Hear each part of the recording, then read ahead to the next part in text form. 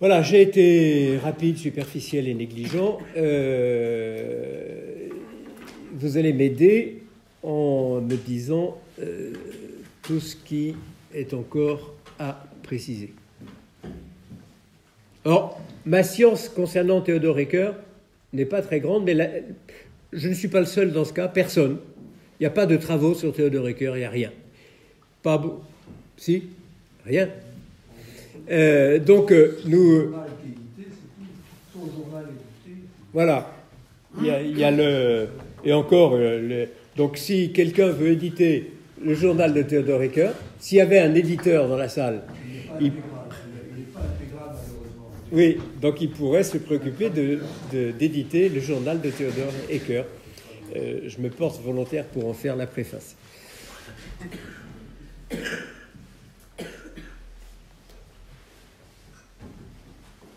Merci. J'ai manqué le début, donc peut-être que ma question... Ok. Comme j'ai manqué le début, ma question sera peut-être inutile, mais je voudrais commencer par prendre la défense de Nietzsche, puisque vous avez dit que c'était totalement exaspérant de vouloir l'exonérer de sa responsabilité dans le nazisme.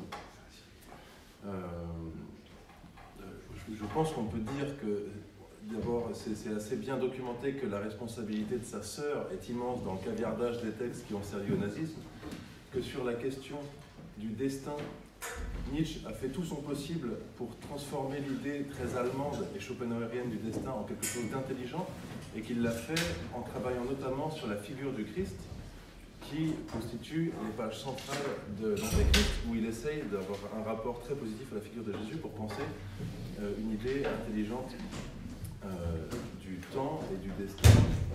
Et ça lui donne l'occasion d'ailleurs de dégainer des lignes assez prémonitoires sur la religion du bon Dieu allemand, qui d'ailleurs aurait pu inspirer Hecker. Ce qui insupporte Nietzsche chez les Allemands proto-nazis, c'est aussi qu'ils ne sont pas capables de faire la différence entre un ablatif absolu et autre chose. Ah oui, ça, ils ont en commun les redditions. Donc, je pense qu'on ne peut pas affirmer comme ça que Nietzsche serait, de manière aussi simple, un jalon du nazisme. Mais la question, c'est plutôt sur la prémisse, en fait, de toute la réflexion sur l'histoire, qui est d'assimiler le commencement à une création, et qui serait soit non pensé, soit impensable dans d'autres systèmes philosophiques que chez Kierkegaard.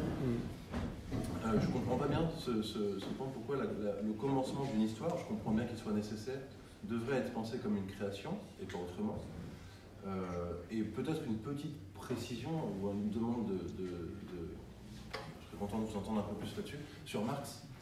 Je pense que Marx, c'est pas qu'il ne pense pas à un commencement, c'est qu'il refuse de penser que le commencement soit historique avant l'homme. C'est le fameux passage dans l'idéologie allemande où il affirme que la préhistoire n'est pas de l'histoire, et que l'histoire, au sens où, comme un phénomène de pouvoir, comme vous l'avez défini, l'histoire ne peut commencer qu'avec la société. Alors, il y a plusieurs points. Moi, je veux bien que vous vouliez exonérer Nietzsche de son héritage, mais enfin, les héritiers ont quand même trouvé quelque chose à lire chez lui. Mais s'ils ne savent pas lire, ils peuvent le trouver chez tout le monde. Oui.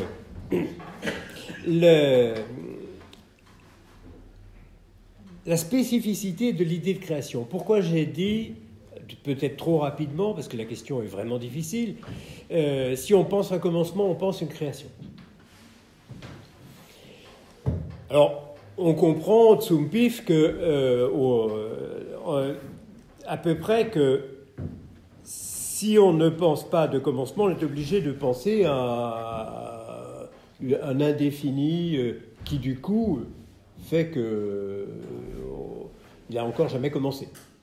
Si le monde était infini, il n'aurait même pas commencé. Mais dans l'idée de création, il y a plus. Il n'y a pas simplement l'idée d'un commencement, il y a l'idée de l'altérité du monde.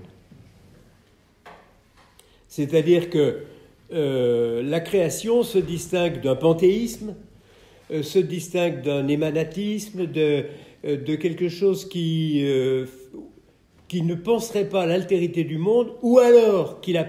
Donc, d'une part, la création se distingue du panthéisme, et d'autre part, elle se distingue du manichéisme.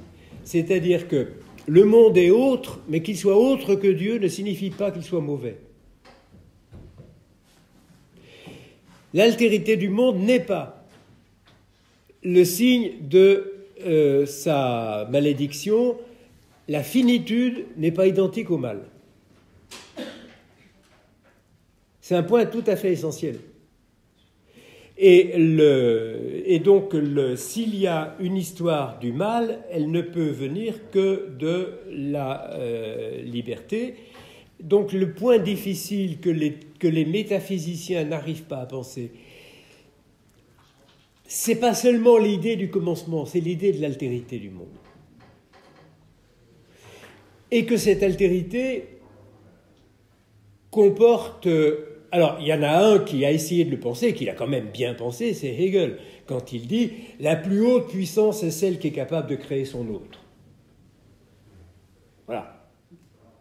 C'est probablement celui qui a pensé le plus loin, en termes philosophiques, l'idée de création. C'est-à-dire que nous autres, spontanément, on comprend la puissance comme la capacité à contraindre, à déplacer, mais la véritable puissance consisterait à susciter une altérité. Et que cette altérité ne soit pas mauvaise, hostile ou inférieure. Et donc, voilà pourquoi je disais, j'ai dit trop rapidement, mais avec Théodore Ricoeur, donc on est deux, que l'idée de création ne peut vraiment se penser que dans une perspective chrétienne. Pas seulement qu'il y a une date, mais c'est aussi qu'il y a une altérité. Et que cette altérité est bonne. Donc, panthéisme d'un côté, vous regardez tout ce qui court dans les opinions, lisez les journaux féminins, vous y verrez ou du panthéisme ou du manichéisme. Alors, d'accord pour l'essentiel, mais ayant le cours de métaphysique depuis 20 ans à la Cato, je vais complexifier un tout petit peu la question. Vas-y. Qui est le premier à penser l'altérité, ça serait Hegel, mais non, c'est Platon, tu es d'accord avec moi. Oui. Le même et l'autre, etc. Donc la sortie de Parménide, si je le lis comme Lévinas, c'est quand même une question qui est depuis la Grèce, Oui. une question interne à l'histoire de la métaphysique, et qui fait qu'entre monisme et manichéisme, il y a une tierce solution quand même, qui est celle que les meilleurs Grecs ont cherché, que les penseurs chrétiens ont cherché aussi ensuite. Je vois chez Blondel ou chez Simone Weil, voilà, une métaphysique qui n'est pas ni la métaphysique moniste, ni la métaphysique manichéenne, etc. Donc, voilà, je complexifierai un peu le statut de la tu as raison. Du point de vue historique. Maintenant, oui, ce qui me paraît essentiel, c'est cette idée d'altérité que tu viens de souligner, puis l'idée de pluralité de l'être. Hein, voilà, si on la pense à la Hannah Arendt, etc., qui est liée, et qui est la clé pour penser une histoire des libertés, et une histoire créatrice de quelque chose de neuf. Bergson aussi, hein, voilà, serait dans cette ligne aussi, je pense qu'on serait d'accord.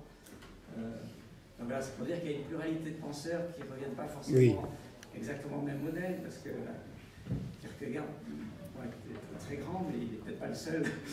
Voilà. Même si pour toi et Hecker, c'est certainement le plus grand. Hein. Et voilà, il y aurait une discussion possible. La remarque que je voudrais faire après, parce que tu as dit, moi je suis émerveillé par plein de choses que tu as dit, mais sur le deuxième point, l'histoire du pouvoir, est-ce que Hecker lui-même, ou toi-même tu le ferais, de souligner qu'il y a une ambiguïté quand même du concept de pouvoir, en ce sens que dans l'acception moderne, le pouvoir fonctionne comme une machine idolatrique. On le voit très bien, parce que Hecker réfléchit sur le phénomène nazi, l'idolâtrie du collectif. Mais du coup, le mot même de pouvoir, pour le prendre positivement, dans le sens du pouvoir d'action, du pouvoir de création, de volonté, etc., c'est tellement contre-intuitif aujourd'hui qu'il faudrait, je trouve, peut-être insister plus fortement sur l'idée qu'il y a une acception positive et une acception négative qui sont tellement difficiles à discerner pour certains qu'il faudrait y insister davantage. C'est-à-dire que le pouvoir source de bonté, aujourd'hui, il y a beaucoup de gens qui vont dire non, le pouvoir est mauvais par nature, dans le sens d'une philosophie comme celle de Alain ou d'autres. Donc, est-ce qu'il ne faudrait pas souligner davantage que ça doit générer une critique de l'idolâtrie, mais très très forte, pour éviter que cette idée tout pouvoir vient de Dieu vienne, comme tu l'as dit, sanctifier le pouvoir des vainqueurs, sanctifier toujours celui qui a le pouvoir, etc. Je pense qu'il y a des accents chez Hecker qu'il faudrait fortement souligner pour éviter ce risque de se soumettre au pouvoir, parce que forcément il est d'abord un principe positif et de service et de bonté, oui, mais c'est pas comme ça qu'il fonctionne très souvent. Voilà. Oui, mais on n'est pas obligé de suivre l'usage. Donc c'est vrai que dans l'opinion, on est obligé, quand on fait de la philosophie, de se confronter à l'opinion. Donc je savais bien que, en plus mon reste d'adolescence fait que j'aime bien le côté provocateur. Il n'y a pas de service sans pouvoir. Mais par quoi veux-tu le remplacer? Puissance, autorité. Mais voilà, je pensais à une pluralité de termes peut-être pour éviter que ce terme de pouvoir soit pris de manière un peu univoque. C'est quand même souvent le cas aujourd'hui. En tout cas, la bonté ne sera pas du côté de l'impuissance. Et pouvoir d'agir, pouvoir de dominer, tu vois, voilà, c'est pouvoir de servir, c'est tellement différent que est-ce qu'il ne faudrait pas plusieurs termes pour nouer l'affaire? La question. Mais sur le fond, je suis d'accord, c'est une question de vocabulaire.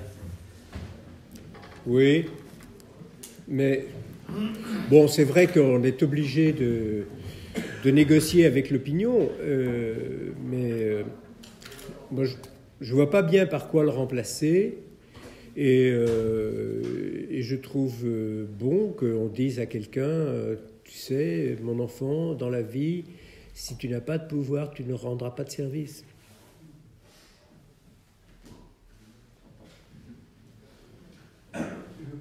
Je rebondis, après les deux petites remarques en fait. Franz Jägerstätter, prononce mal, excusez-moi, ce héros autrichien, Oui. remis à l'honneur par la fille, a laissé des carnets. Que personne n'a lu apparemment, c'est qu'il trouve ça à la procure quand même, qui explique son évolution et sa résistance, disant moi je ne ferai pas le serment. Enfin, il a lutté physiquement contre l'autorité du pouvoir. Dieu ne descendra pas du ciel pour anéantir le mal ou les méchants, afin que tout puisse plus ou moins reprendre son cours. Et il disait ça contre les gens qui, au moment de l'Anschluss, et après disaient bon, d'accord, ça va reprendre son cours après, mais on ne fait rien contre. Donc c'est pas un grand philosophe, hein, c'est un simple paysan qui a quand même beaucoup lu les textes. Bon. Petite remarque, Kierkegaard a dit que nous sommes des atomes d'éternité. L'instant est un atome d'éternité. L'instant est un atome d'éternité, j'ai mal dans les notes.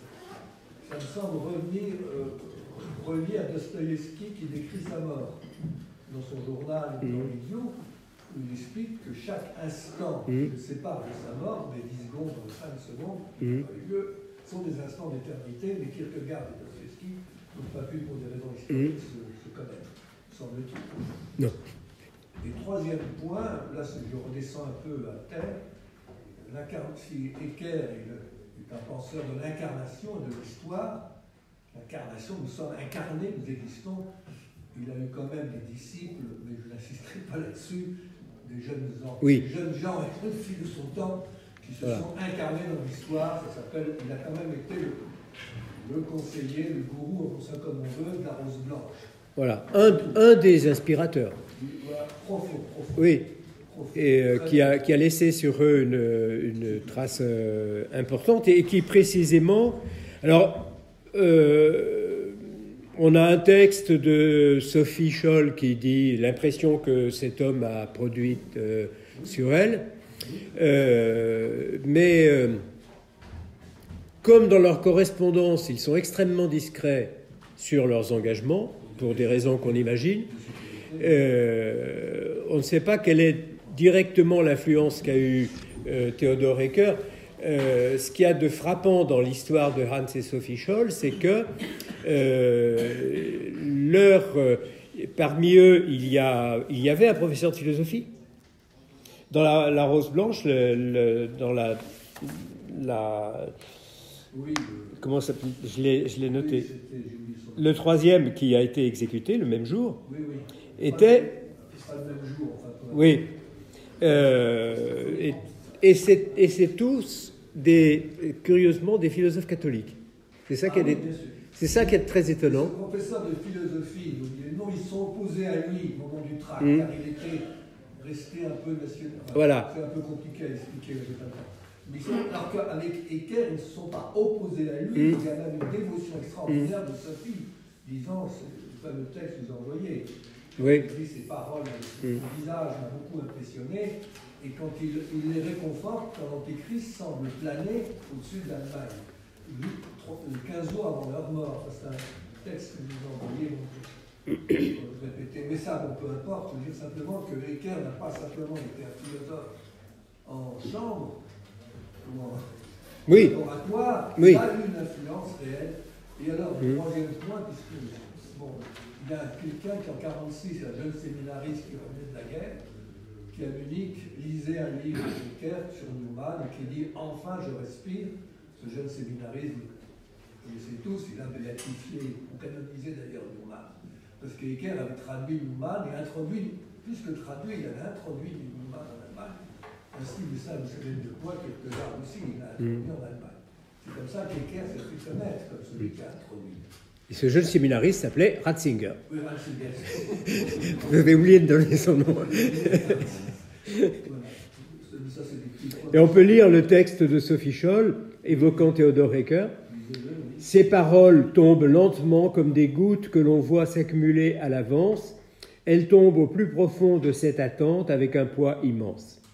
Il a un visage très paisible, un regard comme dirigé au-dedans de lui. Jamais encore personne ne m'avait à ce point convaincu comme lui par son visage. Voilà. Et alors, donc on n'a pas parlé des jeunes gens de la Rose Blanche, mais parce que je faisais un petit exposé sur Theodor Hecker, mais on comprend comment ces jeunes qui... D'ailleurs, au début, par exemple, Hans mettait une photo de Hitler dans sa chambre. Oui, et donc son père régulièrement venait l'enlever.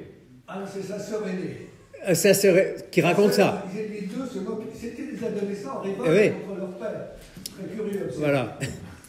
Et donc on les voit évoluer, et on les voit évoluer par l'intermédiaire d'un certain nombre de rencontres décisives. Et alors avec une grande importance des auteurs français. Donc Bernanos, Claudel, Léon Blois, Maritain, ils lisent Guardini, enfin ils lisent beaucoup de choses. Et Guardini doivent le lire en allemand, mais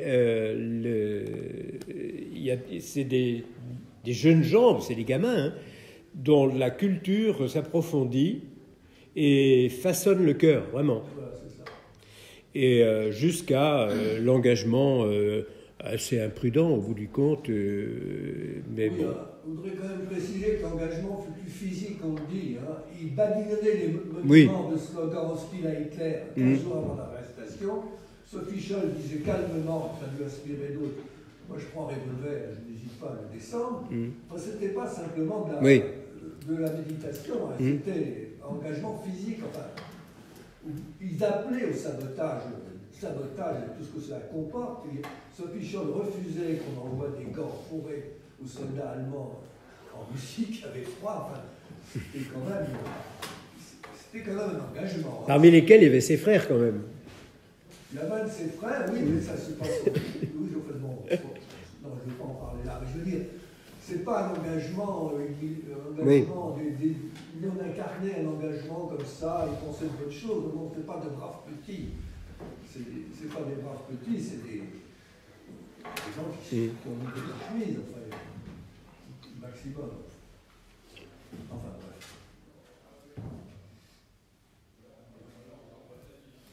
J'ai trouvé très belle la définition du royaume comme communauté des individus, dans un passage où il cite Kierkegaard.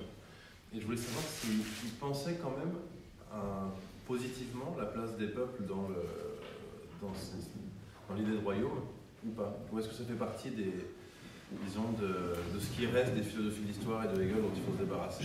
Je ne pourrais pas vous en trouver une trace. Ouais.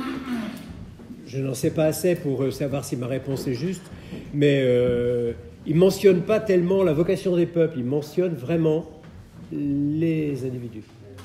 Mais il est très kierkegaardien, ça.